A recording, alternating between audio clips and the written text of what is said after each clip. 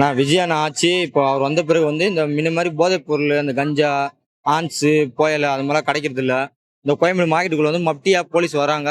ஆ இந்த இந்த இதுல போதைப் பொருள் விக்கிறவங்கலாம் புடிச்சிட்டு போறாங்க.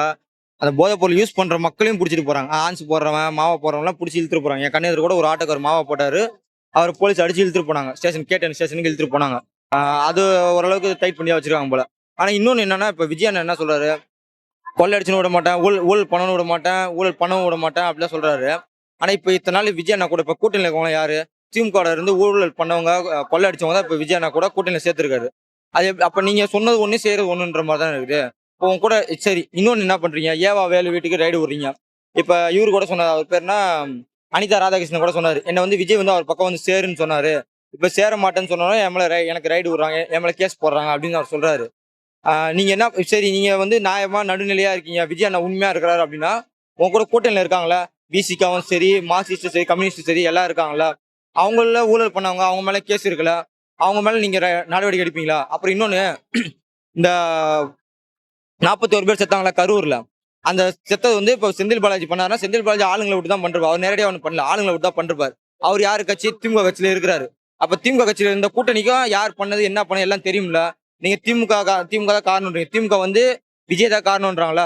இப்போ அந்த கூட்டணி உங்க கூட தான் இருக்காங்க. நீங்க கேட்டா அந்த உண்மையை சொல்லுவாங்களா மாட்டாங்களா? ஃபர்ஸ்ட் அவங்கள விசாரிங்க. உங்க கூட்டணியில இருக்கவங்கள விசாரிங்க. நீங்க வந்து உங்க கூட்டணியில இருக்கவங்கள மட்டும் மேல மட்டும் ரைடு போக மாட்டுது. மத்தபடி சுத்தி இருக்க எல்லா மேல ரைடு போது உங்க கூட்டணியில இருக்கவங்க ரைடு பண்ண மாட்டீங்க. இப்ப நீங்களும் ஒருதலை பட்சமா நீங்க செயல்படுறீங்களா? எங்களுக்கு ஒரு எண்ணம். கூட்டணி வந்தா உன் மேல நடவடிக்கை வராது. கூட்டணி வரல உன் மேல நடவடிக்கை. இப்ப திமுகல இருந்து கூட்டணி ஏன் உன் பக்கம் வராங்க? ஆளுங்கட்சிக்கு நம்ம ஆதரவா நம்ம செயல்பட்டோம்னா நம்ம வீட்டுக்கு ரைடு வராது அப்படின்றதுனால தான் இது வந்து சாதாரண ஒரு பொதுமக்களுக்கு கொஞ்சம் அறிவு இருக்கணும் இது தெரியும். ஆளுங்கட்சி யாரோ அவனுக்கு சப்போர்ட்டா நம்ம போயிட்டா நம்ம வீட்டுக்கு ரைடு வராது.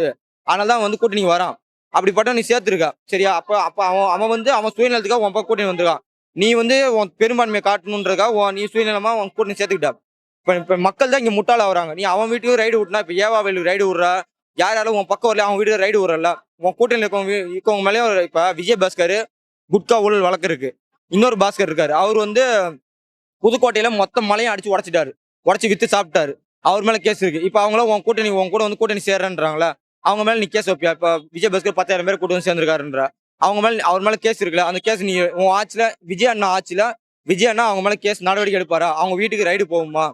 இது எங்களுக்கு தெரியணும். நீங்க வந்து இப்ப அவங்க உங்க கூட சேரவங்க ரைடு விடாம வெளியாளுங்க மேல ரைடு விட்டீங்கன்னா, நீங்களும் ஒருதலை பட்சமா சுயநலமா திமுக மாதிரி செயல்படுறீங்க தான் எங்களுக்கு தோணுது.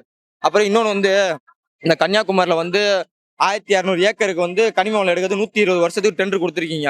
அவன் என்ன பண்ணுவான்? மணல் ஃபுல்லா அள்ளுறான். மணல்ல இருந்து கனிம வளம் எப்படி எடுப்பான்? கெமிக்கலை கலந்து தான் எடுப்பான். அந்த கெமிக்கல் என்ன ஆகும்? கடலுக்கு தண்ணியில கலக்கும். அப்ப அந்த கடலோர பகுதியில் இருக்க மீன்கள்லாம் செத்து போவோம். மீனவர்கள் வீடு பாதிக்கப்படும். 1200 ஏக்கர் 120 ஏக்கர்னா சும்மாவா? அங்க எவ்வளவு மீனவ குடும்பம் இருக்கும்? மீனவர்கள் அந்த வழியா தான் போய் மீன் பிடிக்கணும். அப்ப அவங்களா பாதிக்கப்படுவாங்க. இதெல்லாம் வந்து இப்ப அது வந்து எப்படின்னா ஜல்லிக்கட்டுக்கு எப்படி மிகப்பெரிய போராட்டம் வெடிக்குமோ, அந்த மாதிரி இந்த கன்னியாகுமரியில 120 வருஷத்துக்கு நீங்க கொடுத்துறீங்க கனிம வளம் டெண்டர். அதுக்கு வந்து மக்கள் மத்தியில பெரிய அலை வந்து ஒரு எழுந்துட்டு இருக்கு. அதை நீங்க அந்த டெண்டரை நீங்க ரத்து பண்ணலன்னா ஜல்லிக்கட்டுக்கு மெரினா பீச்ல எப்படி ஒரு பெரிய கூட்டம் சேர்ந்துச்சோ அந்த மாதிரி கன்னியாகுமரியில மிகப்பெரிய கூட்டம் சேரும். நாங்க எல்லாம் சேர்ந்து எங்களுக்கு மண்ணு தான் முக்கியம், மக்கள் தான் முக்கியம். உயிர் எங்களுக்கு முக்கியம் கிடையாது. நான் நான் நான் என்னோட தனிப்பட்ட முறையில் நான் அந்த கன்னியாகுமரியில 120 ஏக்கர் அந்த மலை 120 ஏக்கர் டெண்டர் விட்டீங்களா?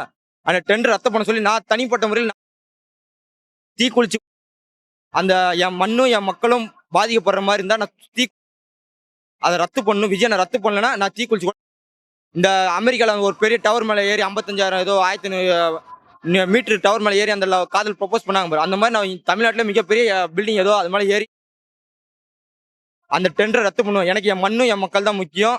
எனக்கு எந்த கட்சி சார்ந்தவனும் கிடையாது, எந்த மாத்த சார்ந்தவனும் கிடையாது. நான் வந்து இந்த மக்களுக்காக மண்ணுக்காக நிற்பேன். அந்த டெண்டர் ரத்து பண்ணலன்னா நான் திருப்பி நீங்க இப்ப என்ன பண்றீங்க? ஸ்டெர்லைட்டே ஓபன் பண்றீங்க. அதிமுக ஆட்சியில 13 பேர் செத்துட்டாங்க. சுட்டு கொண்டதுக்கு அப்புறம் அந்த ஸ்டெர்லைட் மூட்டாங்க. திமுக ஆட்சியில கூட திறக்கல. அவங்களே பயந்தாங்க. இதை திறந்தா மக்கள் எதிர்ப்பு வரும், ஆட்சியை கவுத்துருவாங்கன்னு பயந்தாங்க. ஆனா நீங்க தைரியமா 4 நாள் முன்னாடி வந்து திருப்பி ஸ்டெர்லைட் ஆலை ஓப்பன் ஆகி ரன் ஆயிட்டு இருக்கு. இந்த மாதிரி திட்டத்தெல்லாம் நீங்க பண்ணீங்கன்னா நாங்க வந்து மிகப்பெரிய போராட்டம் பண்ணுவோம். வாங்க மாட்டோம். எங்களுக்கு மண்ணு மக்கள் தான் முக்கியம். அதே மாதிரி இப்ப பூந்தமல்ல என்ன பண்ணீங்க? அந்த ஏழை மக்கள் அவங்கள வாழ்ற பகுதியில இது வந்து புறம்போக்கு இடத்துல வீடு கட்டுறாங்க சொல்லி வீடு இடிச்சிங்களா? அது எதிர்க்கியே வந்து ஒரு பெரிய அப்பார்ட்மெண்ட் இருக்கு. அதுவும் புறம்போக்கு இடம் தான். இந்த கூவாத்தை சுத்தி எவ்வளவு அப்பார்ட்மெண்ட் இருக்கு? அந்த இடத்துல நீங்க ஏன் எடுக்க மாட்டீங்க? அப்ப பணக்காரனுக்கு ஒரு சட்டம், ஏழைக்கு ஒரு சட்டமா? விஜய் அண்ணா வந்து பணக்காரனா அவனை விட்டுருவாரு, ஏழை என்ன தாக்குவாரா? ஏழை மேல மட்டும் உங்க சட்டம் பாயுமா? இப்ப விஜய் அண்ணாவும் ஒருதலை பட்சமா செயல்படுறாரா? விஜய் அண்ணாவும் சொன்ன சொன்ன மாதிரி செயல் நடந்துக்கலையா? நாங்க விஜய் அண்ணன் நம்புனோம், அவருக்கு ஓட்டு போட்டோம். விஜய் அண்ணா வந்து எங்களுக்கு உண்மையா இருக்கிற மாதிரி தெரியல. அவர் வந்து இப்ப பணக்காரன் இருக்க புறம்போக்கு இடத்துல விட்டுறாரு. ஏழைகள் இருக்க புறம்போக்கு இடத்துல வந்து மக்கள் புறம்போக்கு இடத்த கவர்மெண்ட் இடத்த மீட் எடுக்கணும்னு சொல்லி ஏழைகள் இருக்க வீடெல்லாம் இடிக்கிறோம். இப்ப நீங்க வந்து நீங்க பாட்டுக்கு இடிச்சுட்டு போயிட்டீங்களா? இப்ப அங்க இருக்க அதுல வந்து காலேஜ் படிக்கிற பையன் இருக்கான், ஸ்கூல் படிக்கிற பையன் இருக்கான். நீ பாட்டுக்கு அந்த வீடு இடிச்சுட்ட. இப்ப அவன் நடுத்தூர்ல படுத்துக்கிட்டு காலேஜ் ஸ்கூலுக்கும் காலேஜுக்கு போயிட்டு வருவானா? இல்ல ஒரு வருஷம் படிப்பை விட்டுட்டு அடுத்த வருஷத்துல இருந்து வேற வேற ஏரியாவுக்கு போய் வீடு வீடு வாடகை எடுத்துட்டு போய் கண்டினியூ பண்ணுவானா? இப்போதையும் தற்சமயத்துக்கு அவங்களுக்கு வந்து தங்கறதுக்கு ஒரு வீடு ஏற்படுத்தி கொடுங்க. அதுக்கப்புறம் நீங்க அவங்களுக்காக வசதி வந்த பிறகு அவங்களுக்கான இடத்த தேடி போட்டோம். இந்த ஒரு வருஷம் அவங்க படிக்கணும்ல, அவங்க பிள்ளைங்க படிக்கணும்ல, அவங்க வேலை பார்க்குறாங்க, எல்லாம் பண்ணணும்ல. அதுக்காக இந்த ஒரு வருஷத்துக்கு அவங்களுக்கு தற்சமயமா தங்கறதுக்கு ஒரு வீடு ஏற்பாடு பண்ணி தரணும்.